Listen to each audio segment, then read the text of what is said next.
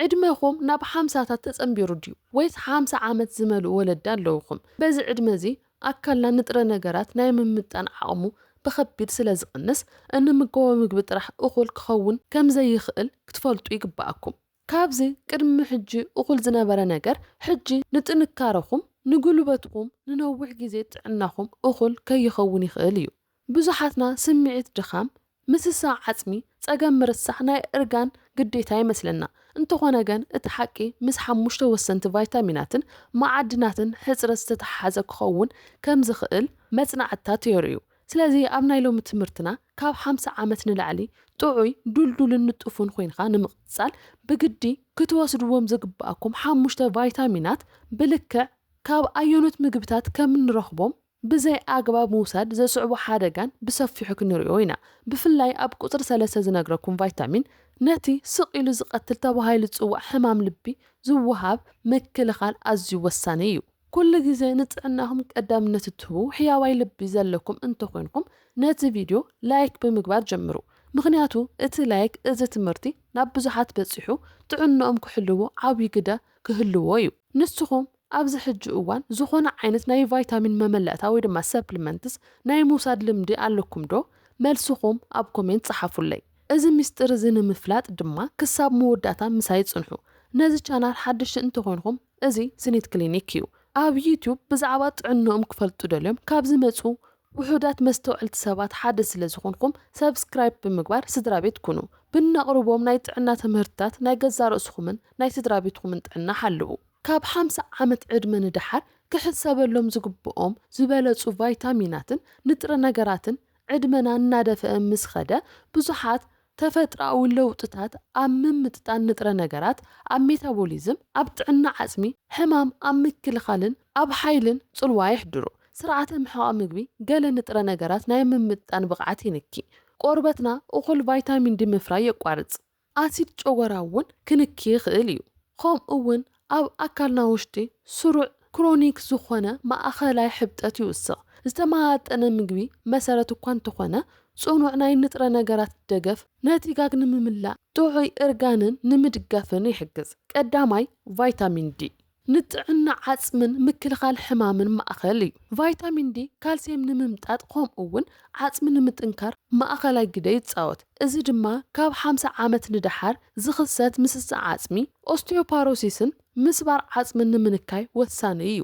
ብተወሳኺ ናይ ኣካልና ምክልኻል ሕማም ዓቕምን ጥንካረ ጨዋዳን ይድግፍ። ብዙሓት ካብ 50 ዓመት ንላዕሊ ዝኾኑ ዓበይቲ ንብርሃንን ፀሓይ ናይ ምቅላዕ ዕድሎም ከምኡ እውን ብቆርበቶም ናይ ምፍራይ ብቕዓቶም ብምንካዩ ምኽንያት ሕጽረት ቫይታሚን ዲ የጋጥሞም እዩ። እኹል ዓቐን ብርሃንን ፀሓይን ብምግብን ኣገደስቲ ኮይኑ ክርከብ ከሎ ድማ ብተወሳኺ መድሃኒታት ምርካብ ሜታቦሊዝም ካልሲየም ንምስትኽኻልን ንምንቅስቓስን ሚዛን ንምድጋፍ ይሕግዝ። ካልኣይ ቫይታሚን B12 ንስራሕ ነርቭን ደገፍ ሓይልን ምስ ወሰኽ ዕድመ ተታሒዙ ምምጥጣን ቫይታሚን B12 ይንኪ። ምክንያቱ ንምምጥጣን ቫይታሚን B12 ኣገደስቲ ዝኾኑ ኣሲድ ጨጎራን ኢንትሪንሲክ ፋክተርን ስለ ዝንክዮ እዩ። ቫይታሚን B12 ንምፍራይ ቀያሕቲ ዋህታት ደም ንጥዕና ስርዓተ ነርቭ ንርግኣት ስምዒትን ንህንፀት DNA ኣዝዩ ኣገዳሲ እዩ። ሕጽረት ቫይታሚን B12 ንድኻም ንድንዛዘ ስምዒት ንጸገም ዝኽሪ ወይ ድማ ትዝታን ንሕጽረት ደምን የቃልዕ።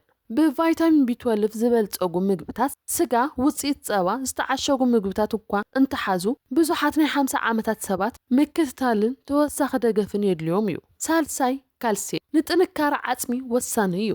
ካብ 50 ዓመት ንድሓር ዓቕሚ ምሕዳስ ዓጽሚ ይንኪ። ብፍላይ ደቂ ኣንስትዮ ድሕሪ ምቁራጽ ጽግያ እዚ ጸገም እዚ የጋጥም እዩ። ካልሲየም ኣብ ቅርጺ ዓጽሚ ውሽጢ ቀንዲ ማዕድን እዩ። ምንጭ ምግብታት ውፅኢት ጸባ ቆጽላዋይ ኣሕምልትን ቀዳምነት ቦታ ክወሃቦም ዝግባእ እኳ እንተኾነ ብኣመጋገባ ዝርከብ ዓቐን እኹል እንተዘይኮይኑ ተወሳኺ መድሃኒታት ጉቡእ ክኾኑ ይኽእሉ እዮም።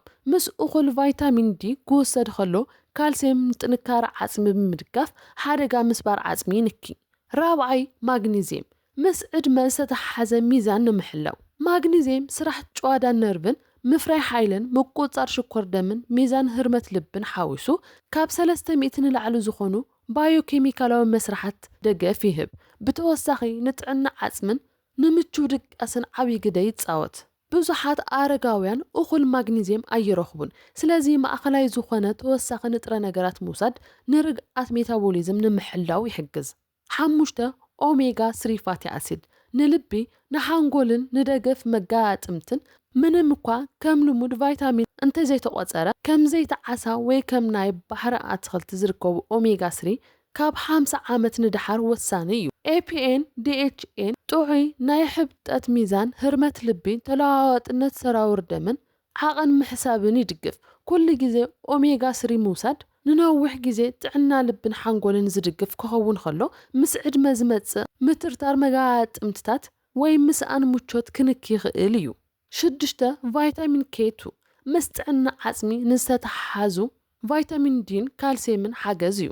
ቫይታሚን K2 ካልሲየም ኣብ ሰራውር ደም ካብ ምውህላል ሓሊፉ ናብ ዓጽምን ስንን ንኽኣቱ ኣብ ምምራጽ ናይ ቅርጽ ግደ ይጻወት። ምስ ቫይታሚን ዲን ካልሲየምን ሓቢሩ ክውሰድ ከሎ ቫይታሚን K2 ጥንካረ ዓጽሚ ይድግፍ። ከምኡ እውን ካልሲየም ኣብ መንደቕ ሰራውር ደም ንኽውህለል ብምግባር ጥዕና ልብን ሰራውር ደምን ይሕሉ። 7 ፎሌት ወይ ድማ ቫይታሚን B9 ንምሕዳስ ዋሃይታት ፎሌት ንህንጸት ዲኤንኤ ንምሕዳስ ዋሃይታት ንጥዕና ልብን ሰራውር ደምን ይድግፍ። ኣብ ዝተዓሸጉ ምግብታት ካብ ዝርከቡ ሰብ ሰራሕ ፎሌት ኣሲድ ንላዕሊ ተፈጥራዊ ናይ ፎሌት ትሕዝቶ ንኣካልና ዝያዳ ጠቃሚ ክኸውን ይኽእል እዩ። ፎሌት ንመስራሓት ሜታቦሊዝም ኣገዳሲ ክኸውን ከሎ ምስ ጥዕና ልብን ሓንጎልን ንዝተተሓሓዘ ሆሞሲስትን ሚዛን ደገፍ ይህብ። ሻምናይ አንቲኦክሲዳንት ቫይታሚናት ቫይታሚን ሲን ቫይታሚን ኢን ንምክልኻል ዋሃይታት ቫይታሚን ሲን ቫይታሚን ኢን ምስ ዕድመ ንዝመጽእ ለውጥታት ዋሃይታት ቀንዲ ምኽንያት ዝኾነ ኦክሲዴቲቭ ስትረስ ንምውጋድ ይሕግዙ። ቫይታሚን ሲ ህንጸት ኮላጅን ምክልኻል ሕማምን ምምጣንን ይድግፍ። ቫይታሚን ኢ ድማ ንሽፋን ዋሃይታት ካብ ጉድኣት ይሕሉ። ኣብ ፍራምረ ኣሕምልትን ለውዝን ዝበልጸገ ኣመጋግባ እዞም አንቲኦክሲዳንታት ምውሳኽ ጠቕላላ ጥንካረ ዋሃይታት ኣካል ንምሕላው ይሕግዝ። ታሽዓይ ዚንክ ንምክልኻል ሕማም ደገፍ ሜታቦሊዝምን ዚንክ ሕማም ንዝከላኸሉ ዋሃይታት ንኽንቀሳቐሱ ቁስኒ ቀልጢፉ ንኽሓዊ ዓቕሚ ምሽታትን ምጥዓምን ንኸመሓይሽ ከምኡ እውን ህንጸት ፕሮቲን ንኽቀላጠፍ ይሕግዝ።